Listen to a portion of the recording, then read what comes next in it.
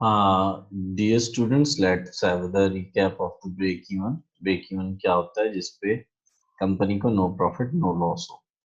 इसका फार्मूला ये है कि अगर ब्रेक इवन यूनिट्स में निकालना हो तो फिक्स कॉस्ट को कंट्रीब्यूशन पर यूनिट में डिवाइड कर दें। फिक्स कॉस्ट क्वेश्चन में होती है contribution per unit sale price per unit minus by variable cost per unit, उस पे से माइनस करेंगे तो ये निकल आए। सेल प्राइस भी पर यूनिट होनी चाहिए और वेरिएबल कॉस्ट भी पर यूनिट होनी चाहिए। अब इससे नंबर ऑफ यूनिट्स निकला है, उसे सेल प्राइस से मल्टीप्लाई कर दें, आपके ब्रेक इवन सेल्स आ जाएंगे।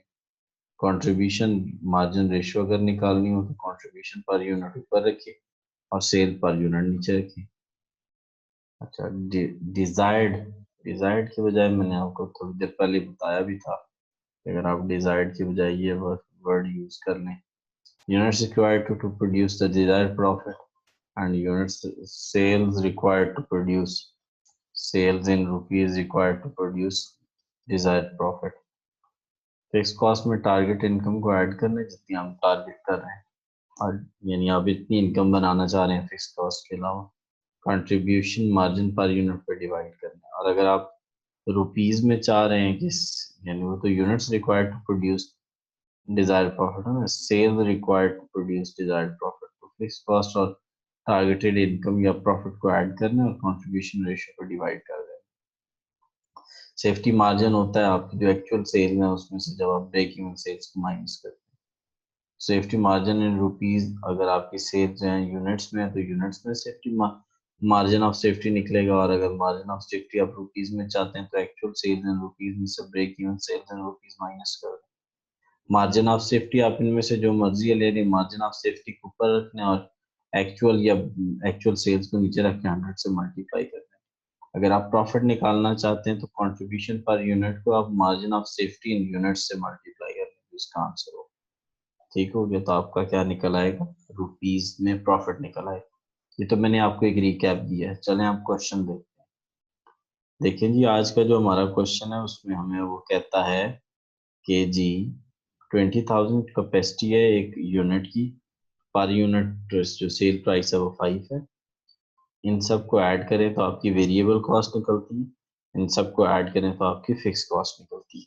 तो फाइंड हमने break even point in unit करना है। फिक्स कॉस्ट को ऊपर रखें, 10, 5, 15 और 26,000 ऊपर आ गया। नीचे कंट्रीब्यूशन मार्जिन सेल प्राइस 5 है, इन तीनों को ऐड करें 3 बनता है। 5 में से 3 गया, 2 रह गया, तो 26,000 को 2 पे divide 13,000। Break even point in sales यानी रुपीज में निकालना है, इसको 5 से मल्टीप्लाई करने, सेल प्राइस 5 65,000 होगी। Contribution margin ratio contribution per unit sale price पे हम डिवाइड करेंगे। कंट्रीब्यूशन इस क्वेश्चन में 2 है और सेल प्राइस 5 है, डिवाइड करके 100 से मल्टीप्लाई कर लेना है ताकि परसेंटेज में रेशियो चले। लेकिन जब कहीं यूज करनी है तो फिर परसेंटेज से उसे कन्वर्ट के 0.40 करना है। ठीक है, उसके बाद the number of units must be required to produce the profit of 10,000। ये थोड़ी देर पहले हमने बात की है, ये वाले दोनों फार्मूला लगने। Number of units required to produce the profit to produce desired profit of 10,000। तो फिक्स कॉस्ट में आपने वो 10,000 ऐड करना है, 36 बन गया। कंट्रीब्यूशन मार्जिन पे डिवाइड करें 18,000 होगा, और sales required to produce the desired profit of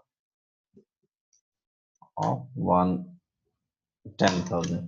तो इन दोनों को फिक्स कॉस्ट और टारगेट इनकम को ऐड करें। कंट्रीब्यूशन मार्जिन रेशियो जो 0.4 है, ये देखें ना, ये इसको हम 0.4 भी बोल सकते हैं, इसको हम 0.4 भी बोल सकते हैं। तो इस पे 0.4 पे डिवाइड करेंगे, ठीक है, तो हमारा आंसर आ जाएगा 9,000। तो इस तरह आप क्या सिंपल इसमें करना क्या है यार, ये फार्मूलाज बड़े हैं, ये शीट में आपको भेज देता हूँ, इसको प्लीज तैयार करें, क्वेश्चन इंशाल्लाह होते जाएंगे।